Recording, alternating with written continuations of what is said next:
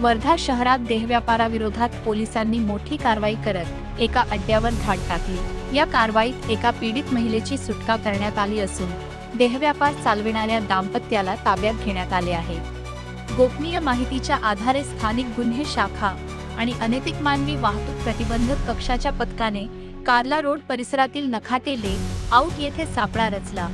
बनावट ग्राहकाच्या माध्यमातून करण्यात आलेल्या कारवाईत एका घरात देहव्यापार सुरू असल्याचे उघड झाले।